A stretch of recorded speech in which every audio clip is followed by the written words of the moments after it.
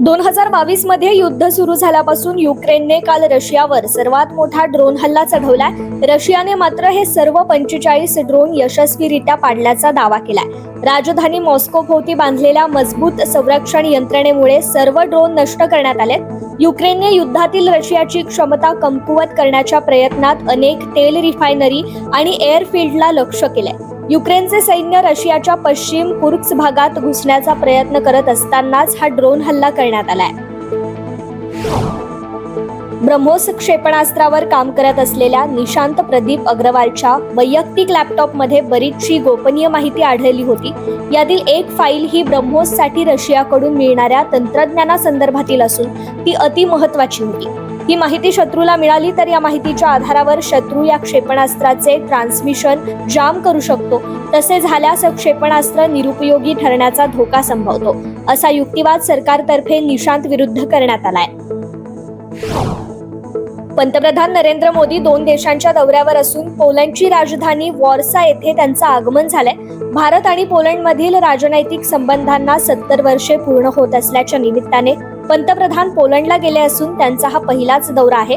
तसेच गेल्या 45 वर्षातील भारतीय पंतप्रधानाने पोलंडला जाण्याची ही पहिलीच वेळ आहे. मलेशियाचे पंतप्रधान अनवर इब्राहिम यांनी झाकीर नाईकच्या प्रत्यार्पणाच्या भारताच्या विनंतीबाबत कोणत्याही पुराव्यासाठी तयार असल्याचं म्हटलंय. ते म्हणालेत की नाईक यांनी मलेशियामध्ये भारताविरोधात कोणतंही वादग्रस्त वक्तव्य केलेलं नाहीये. 2022 मध्ये मलेशियाचे पंतप्रधान झाल्यानंतर अनवर इब्राहिम पहिल्यांदाच भारतात आलेत. या बैठकीत परराष्ट्र मंत्री एस जयशंकर यांनी झाकीर नाईकच्या प्रत्यार्पणाचा मुद्दा उपस्थित केला होता. पाकिस्तानचे माजी पंतप्रधान इम्रान खान गेल्या वर्षी मे महिन्यापासून तुरुंगात आहेत. त्यांच्या समर्थकांनी देशात वारंवार निदर्शने केली आहेत. आता पुन्हा एकदा इम्रान खानच्या हजारो समर्थकांनी पाकिस्तानच्या रस्त्यावर उतरण्याचा निर्णय घेतलाय. माजी सत्ताधारी पाकिस्तान तेहरीक ए इन्साफचे समर्थक माजी पंतप्रधानांच्या सुटकेच्या मागणीसाठी आज पुन्हा रस्त्यावर उतरलेत.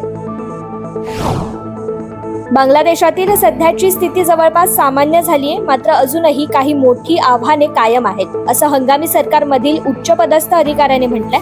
अंतरिम सरकारच्या मुख्य सल्लागारांचं माध्यम सचिव शफिकुल आलम यांनी प्रसारमाध्यमांशी संवाद साधताना ही टिप्पणी केली आहे. देशातील सर्व पोलीस स्थानके आता पूर्ववत सुरू झाली आहेत. सर्व पोलीस कामावर रुजू झालेत.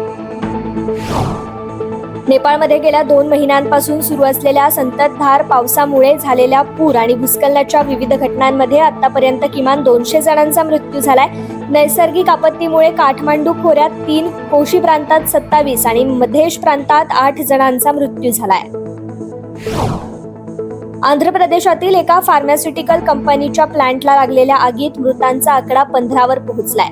अनकापल्लीच्या जिल्हाधिकारी विजया कृष्णन यांनी दिलेल्या माहितीनुसार अच्युतापुरम विशेष आर्थिक क्षेत्रात असलेल्या एसएनटीया ॲडव्हान्स्ड सायन्स प्रायव्हेट लिमिटेडला काल दुपारी 2:15च्या सुमारास ही आग लागली. मृतांचा आकडा 15वर पोहोचला असून तो वाढण्याची शक्यता आहे. तर जवळपास 40 जण जखमी झालेत. अजूनही बचाव कार्य सुरू आहे. एअर इंडियाच्या एका विमानात बॉम्ब असल्याची माहिती मिळाली आहे. केरळच्या तिरुवनंतपुरम विमानतळावर मुंबईहून आलेल्या एअर इंडियाच्या विमानात बॉम्ब ठेवल्याची धमकी मिळाली आहे. त्यानंतर विमानतळावर एकच खळबळ उडाली.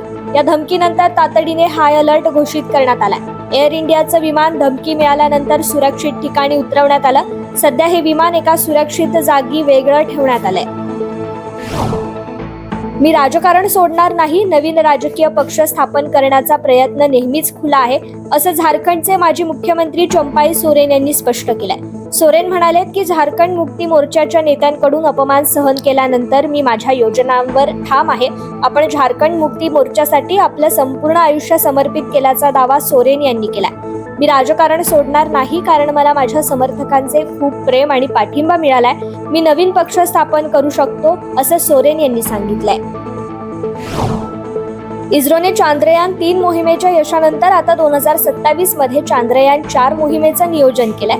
या मोहिमेला सरकारची औपचारिक परवानगी बाकी आहे, मात्र त्यासाठीची उलटगणना सुरू असल्याचं इस्रोचे वैज्ञानिक सचिव शंतनू भाटवडेकर यांनी काल दिल्लीत पत्रकारांशी बोलताना सांगितलंय. हिंदुस्थानी वंशाच्या अमेरिकन अंतराळवीर सुनीता विल्यम्स आणि त्यांचे सहकारी बुच विल्मोर तब्बल 2 महिन्यांपासून अंतराळात अडकलेत. दोघांना पृथ्वीवर परतताना 3 भयंकर अडचणींचा सामना करावा लागू शकतो. प्रसंगी त्यांच्या जीवाला धोका निर्माण होऊ शकतो, असा अंदाज अमेरिकेच्या सैन्य दलाचे माजी कमांडर रुडी रिडोल्फी यांनी व्यक्त केलाय. भारतातील इंटरनेट युजर्सच्या संख्येत मोठ्या झपाट्याने वाढ होताना दिसून येते. भारतीय दूरसंचार क्षेत्रात 2023-24 मध्ये ग्राहकांच्या संख्येत उल्लेखनीय वाढ पाहायला मिळाली. गेल्या वर्षी भारतात 7.3 कोटी इंटरनेट युजर्स आणि 7.7 कोटी ब्रॉडबँड युजर्स जोडले गेलेत, तर दूरध्वनी ग्राहकांची संख्या तब्बल 119.9 कोटींवर पोहोचली आहे. 20 ऑगस्टला सरकारने या संदर्भातील आकडेवारी जाहीर केली आहे. श्रीलंकेचा क्रिकेटपटू मिलन प्रियनाथ रथनायकेने इतिहास रचलाय. कसोटी क्रिकेटमध्ये पदार्पण करताना 9व्या क्रमांकावर फलंदाजी करताना सर्वात मोठी खेळी खेळणारा तो जगातील पहिला फलंदाज ठरलाय. त्याच्या आधी भारतीय क्रिकेट संघाचा माजी क्रिकेटपटू बलविंदर संधू याच्या नावावर हा विशेष विक्रम नोंदवला गेला होता. चाहते तमिळ सिनेमाचा मेगास्टार विजयाला थलापती म्हणून ओळखतात. या अभिनेत्याने आता राजकारणात प्रवेश केलाय. या वर्षाच्या सुरुवातीला फेब्रुवारीमध्ये विजयाने आपला नवीन राजकीय पक्ष तमिझगा व्यक्तिरिझम स्थापन करण्याची घोषणा केली होती. आता त्याने एक पाऊल पुढे टाकलंय. चेन्नईच्या पायनूर येथील पक्षाच्या मुख्यालयात एका भव्य कार्यक्रमात पक्षाचा ध्वज आणि प्रतीक अधिकृतपणे लॉन्च केलाय. यावेळी पक्षाचे गीतही सादर करण्यात आले. यावेळी अनेक मान्यवर देखील उपस्थित होते.